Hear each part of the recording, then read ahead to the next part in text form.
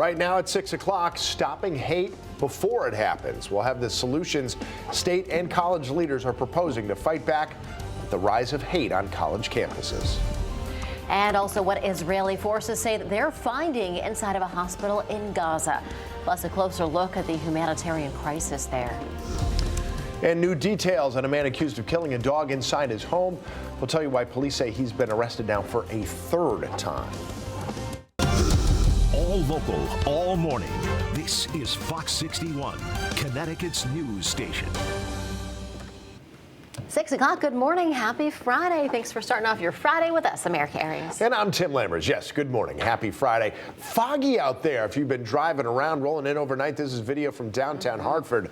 In my experience, that's where the fog sort of cleared out in downtown Hartford. Coming down I-91 South in Bloomfield and Windsor, Matt Scott, it was thick. And coming in north from Middletown, it was just as thick. Same so as right along the river, the valley areas, be careful. It's pretty much across a good chunk of the state this morning. So it's a foggy Friday start. Here's what you need. Let me try this all again. Here's what you need to know before you go. Hi, how are you? Mild temperatures, though, for one more day, and then a little rain leading to a lot of cold. We'll talk about that with the extended weekend forecast coming up. Your flow is out of the south and west, is bringing in a little moisture as the temperature cools down to the 30s. You usually get 100% relative humidity. You usually get some fog, and we're kind of seeing that right over the Connecticut River Valley. Quarter-mile Meriden. Hartford's at 4 miles. Your mileage may vary there, but Groton only at a half a mile. Your current temperatures are above freezing everywhere you look, from 34 in Willimantic up to now 50 in Chester. Hartford clocking in with 38 degrees. On the way up to 60 one more time. Another mild day on tap as we slowly increase the clouds. That leads to rain. That leads to sliding temperatures. We'll time it all out for you coming up in just a few minutes. 6:02, and here with a couple more cameras that you can't see much on is Rachel Piscatelli. Hey, good morning, Matt. So I want to alert folks to actually a road closure over in Hamden this morning near Whitney Avenue. If you're familiar with the area, this is going to be a portion of this roadway is closed this morning over near Home Place in Evergreen. This is also where St. Mary's Cemetery is, and Time and Season is in this area. There's a Shell gas station in the area as well. So a portion of that Home Place in Evergreen Ave. So you can take Evergreen Ave to get around this closure and then also jump back on Whitney Ave after Home Place. So it's about, it's a short stretch of Whitney Avenue, but just be mindful of that. Over in Bridgeport now, we are also dealing with the closure. Route 8 southbound exit 95, that north ramp is closed this morning, and Route 8 northbound exit 5, the on-ramp is closed due to a crash. We'll let you know when that reopens. And just wanted to show you the foggy conditions on 691, Tim and Erica. It looks good in terms of our volume. However, there will be some sneaky, patchy, dense fog areas out there this morning. We'll send it back over to you Sneaky, guys. patchy, dense fog. Sneaky, patchy, dense fog areas. It's not the easiest thing to say. Rachel, thanks so much. I could have made it easier. You could have, yes. That's all right, though. Yeah. All right, well, 6:03 right now. State officials and college leaders taking action to fight back against the rise in hate stemming from the ongoing conflict between Israel and Hamas. Yeah, Governor Ned Lamont ordered a meeting to come up with some solutions.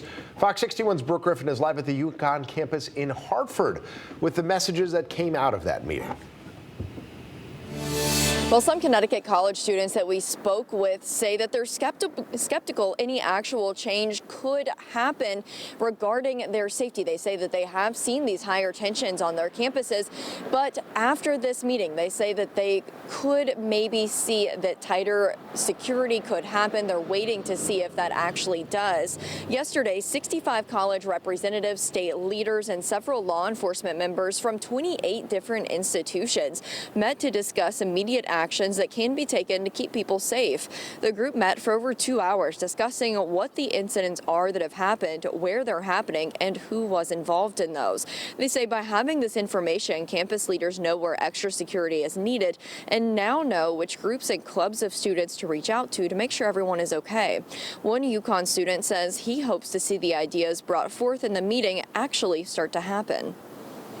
I mean, just here on campus, there's been a massive influx in bias reports of different things happening around campus, and I think that's just not here, that's everywhere. And I think they've talked about doing things about it, and it's good to know they're actually starting to do things about it. and hopefully it'll actually lead to actions and not just promises of, helping out.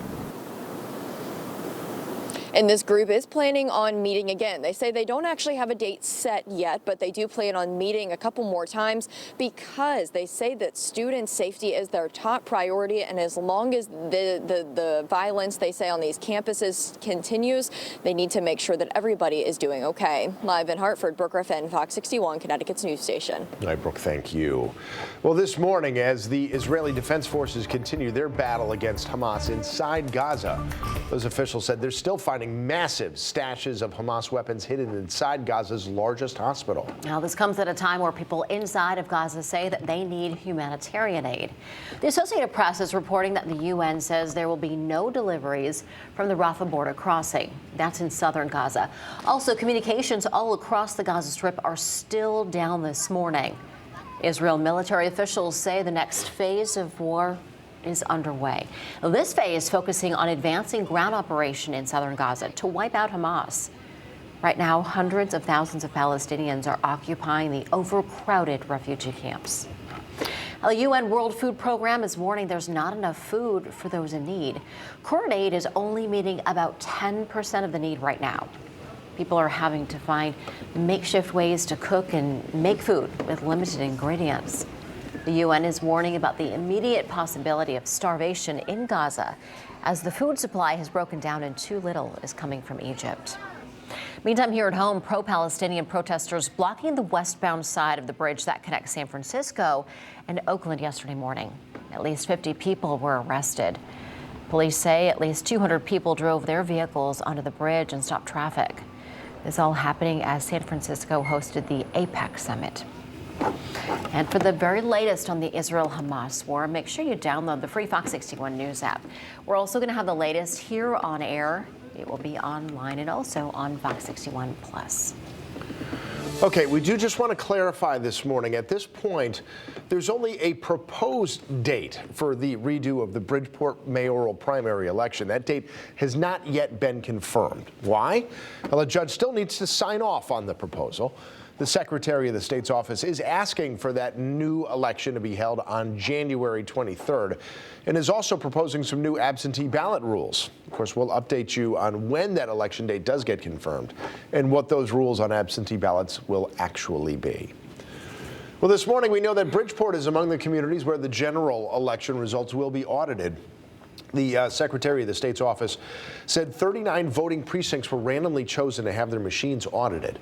State law requires that 5% of all voting precincts get audited after an election or a primary.